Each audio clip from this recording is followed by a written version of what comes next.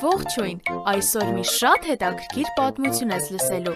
Լավ տեղավորվիր և ուշադիր լսիր։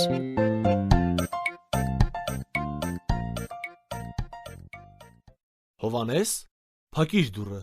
ես չեմ վստահում նրանց։ Նրանք սպանեցին Հիսուսին, իսկ հիմա մեր ետևից են գալու։ Տրտմած սրտերով Հիսուսի աշակերտները նստել էին փակ դռների հետևում։ Արդյոք չգիտեին, որ Հիսուսը հարություն է առել։ Մարիամը վերջապես խոսեց նրանց հետ։ Մենք այստեղ ենք։ Բացեք դուռը։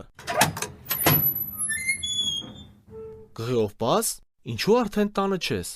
Մենք խոսել ենք Հիսուսի հետ։ Նա ողջ է։ Որտեղ եք տեսել նրան։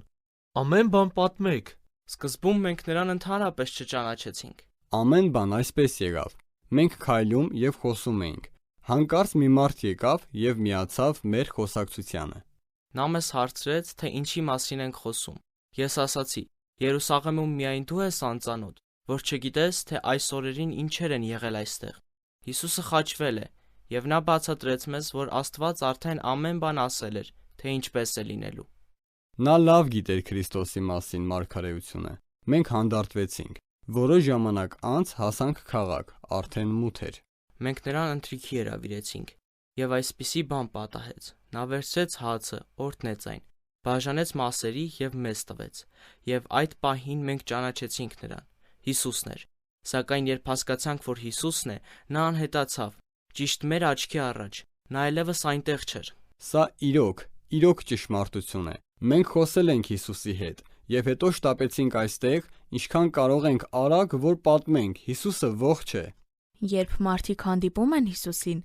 չեն կարող այդ լուրը պահել իրենց մեջ և պետք է նրա մասին ուրիշներին էլ պատմեն։ Մինչ երկուսը խոսում էին, հանկարծ Հիսուսը հայտնվեց սենյակում։ Նա ցույց տվեց իր ձեռքերն ու ոտքերը։ Խաղաղություն ձեզ, այդ ես եմ։ Այս ամենից հետո աշակերտներն արդեն հավատում էին։ Հիսուսի մասին լսելը լավ է։ Հիսուսին հանդիպելը բոլոր կասկածները դուրս է հանում և ուրախություն է տալիս։ Հաջորդ թողարկմանը Մերին և Սոնան կպատմեն, թե ինչպես հանդիպեցին Հիսուսին։ Մեզ հետ կարող ես կապվել hypocrite@gmail.com հասցեով։ Կրկնում եմ HAYPOQRIGmail.com Կհանդիպենք հաջորդ թողարկմանը։ Ձեզ հետ է և Նիկեն։